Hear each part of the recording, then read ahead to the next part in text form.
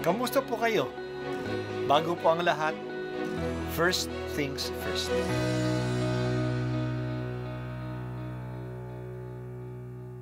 Good morning po. Sinisimulan po natin ngayon ang first things first. At dito po, tinatalakay natin sa unang bahagi ng umaga natin ay ang first readings na binabasa po sa banal na misa. Ito pong tinatalakay natin kasi madalas po kasi marami na tayong alam tungkol sa gospel readings. Pero konti po ang nagsasalita sa first readings. Pero ang first readings, bahagi din po yan ng Biblia, ng banal na kasulatan. Kaya susubaybayan po natin ang mga first readings. Basahin po natin at minsan kailangan ng basahin ng 2 o 3 beses bago maintindihan kasi hindi po tayo familiar sa mga istorya at sa mga kaisipan na tinatalakay dito. Ang pagbasa mula sa sulat ni Apostol San Pablo sa mga taga-Kolosas. Mga kapatid, nagagalak ako sa aking pagbabata ngayon alang-alang sa inyo. Sapagkat sa pamamagitan nito ay naipagpapatuloy ko ang paghihirap na kailangan pang gawin ni Kristo para sa simbahan na kaniyang katawan. Ako'y naging lingkod nito nang hirangin ako ng Diyos upang ipahayag sa inyo ang kaniyang salita. Hinirang niya ako upang lubusang ihayag sa inyo ang hiwaga na mahabang panahong nalihim sa maraming salit-saling lahi. Ngunit ngayoy inihayag sa kaniyang mga anak. Inibig ng Diyos na ihayag sa lahat ng tao ang dakila at kamanghamangang hiwagang ito. Ito ang hiwaga. Sumainyo si Kristo at dahil dito ay nagkaroon kayo ng pag-asang makapiling ng Diyos doon sa kalwalhatian. Iyan ang dahilan kung bakit naming ipinangangaral si Kristo. Pinaaalalahanan namin ang lahat at buong linaw na tinuturuan ayon sa aming makakaya upang maiharap namin sa Diyos ang bawat isa, sakdal at walang kapintasan dahil sa pakikipag-isa kay Kristo. Dahil dito, ako'y nagpupunyagi sa pamamagitan ng kapangyarihang kaloob sa akin ni Kristo. Ibig kong malaman ninyo kung gaano kalaki ang pagsisikap ko para sa inyo. Gayon din sa mga taga-Laodicea at sa lahat ng hindi pa nakakakita sa akin ng mukhaan. Ginagawa ko ito upang lumakas ang kanilang loob at mabuklod sila sa pag-ibig. Sa gayon, magkakaroon sila ng ganap na pagkaunawang bunga ng tunay na pagkakilala kay Kristo, na siyang hiwaga ng Diyos. Sa Kanya natatago ang masaganang karunungan at kaalaman ng Diyos. Ang salita ng Diyos. Salamat sa Diyos. Ang mga sinulatan ni Pablo na mga taga-Kolosas ay mga pagano. Ang akala nila noon na wala sila sa plano ng Diyos. Hindi sila kasama sa bayang pinili ng Diyos kasi hindi naman sila mga Hudyo.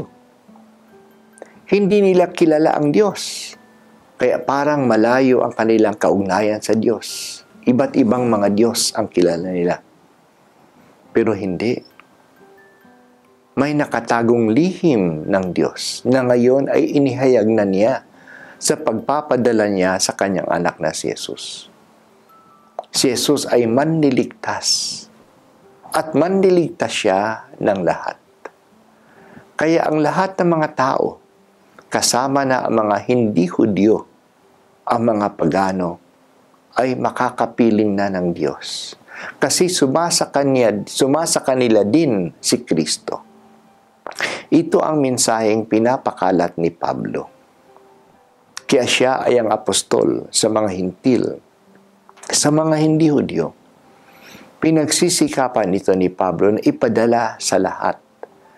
Marami siyang mahihirap na karanasan na dinadaanan dahil sa mensaheng ito. Kinokontra siya ng mga kababayan niyang mga Hudyo na patuloy pang naniniwala na sila lang ang maliligtas. At kung ibig ng ibang lahi na maligtas din, dapat nilang sundin ang mga batas at kaugalian na ginagawa ng mga Hudyo. Pero kahit sa gitna ng mga kahirapang ito, patuloy si Pablo sa kanyang misyon.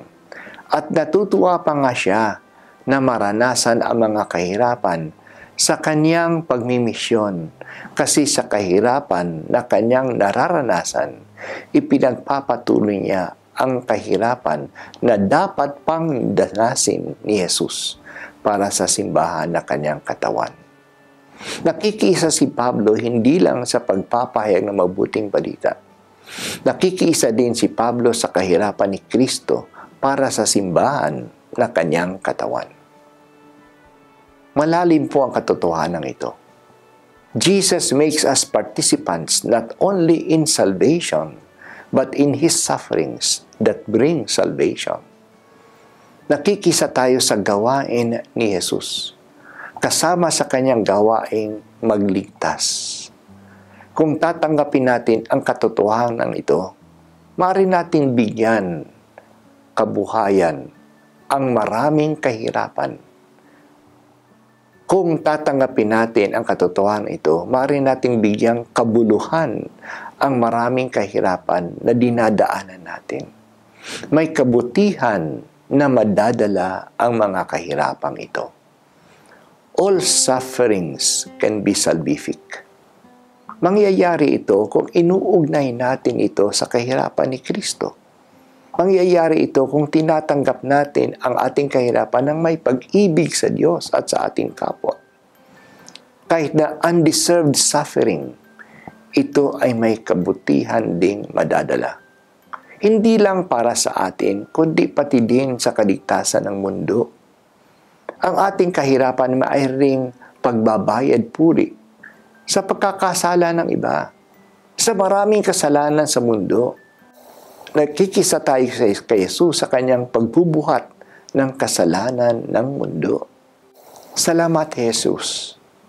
Salamat, O Jesus, na binahabahagi mo rin sa amin ang gawain ng kaligtasan.